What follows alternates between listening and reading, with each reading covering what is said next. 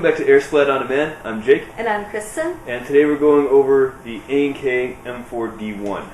Now, you can find us on our website under the Middle Electric section for just $214.99. Yeah, not a bad price for this rifle. It's rather unique as far as its appearance goes. It looks like an SPR that's been shortened. So it's got a modular rail system and it's rather compact and definitely has a look of its own. Yeah, I've really never seen anything quite like it before. It's definitely got some originality to it. Yeah, I've never seen even an actual AR company that manufactures a rail system that looks like this. So it seems like A&K went off on their own with their own style for this one. So what is the deal with this rail system? It doesn't seem like a lot of the platforms we've been reviewing. Yeah, it's like I said, it's an SPR style rail system, so it's modular. That pretty much means you can move this rail system wherever you want, take off what you don't need. If I don't need it, I won't put it on my rifle, so why have that extra space? I think it's just kind of, you don't need to have, if it's there, you don't need to fill it up, you know what I mean? It's just kind of, just to be more practical. Well, more specifically, the top rail here, it's if you look closely, it's a lot different setup than most of the typical AR platforms we've been looking Yeah, I mean, it's very, very similar to an SIR style rail system, which basically means that this top rail goes all the way across in one solid piece. So it goes over that floating D-ring right here and pretty much allows you to put a sight wherever you want, and it doesn't, you don't have to worry about that space or lining two up. It'd be more practical on a rifle that's a bit longer when you actually have a scope where where the rings aren't going to be exactly on, they're not exactly going to line up with the receiver. But on something like this, I guess it's not really as practical. But again, it's a brand new design that A&K has come up with. So. Right. I also really like how they made both the front and rear sights flip up. Makes it nice for mounting the scopes and whatnot. Again, if you're running a red dot sight, you don't want to get your iron sights in the way. Then you can keep them down.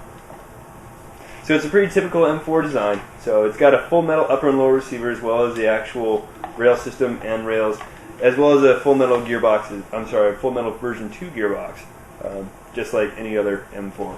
Now, as you notice, it's fairly compact. It has a 12-inch barrel, so it would be perfect for any kind of indoor or CQB environment, in my opinion. As well as the adjustable crane stock in the back. It has 6 positions, if I'm not mistaken. That also doubles as your battery compartment. The weapon also comes with a battery and charger included, as well as the 300-round high-capacity mag. So you get a fair share of stuff. Oh, and a vertical foregrip. Yeah, that's included too. So it's a decent package to start out with if you're brand new into Airsoft, looking for something a little bit more durable. Not my favorite design. I think the SPR look goes well on a full-length M4, not so much on a CQB rifle. I don't know. Maybe the appearance just looks a bit odd. Unique, but odd. So. Yeah. I don't particularly mind it either way. I'm pretty indifferent on this particular gun. I like, I like all the rails. I like the foregrip, and I like the adjustable crane stock. But it doesn't really seem to me as something that's amazing. But I don't think that it's terrible either. Just a 3 out of 5, right in the middle. Yeah, I'm gonna go ahead and give it a 3.5 out of 5, specifically because I think it's a good platform to build off of. It's it's full metal, so it's going to be durable. It's going to be a lot more durable than any plastic rifle that you pick up. But at the same time, it's a Chinese gun, so the actual against the Chinese. Nothing against them. They mass produce stuff, so I feel that the quality could be a bit more.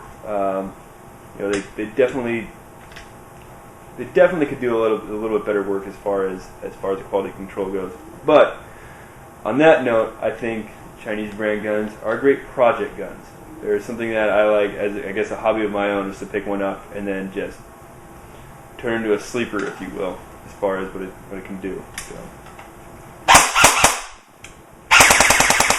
We have a shooting right now with the 8.4 volt battery, which is, giving it enough juice, but you could always upgrade that as well. Yeah, probably, first thing that I would do. Alright, well, thank you for tuning in to AirSplat on Demand. I'm Kristen. And I'm Jake. We'll see you next time.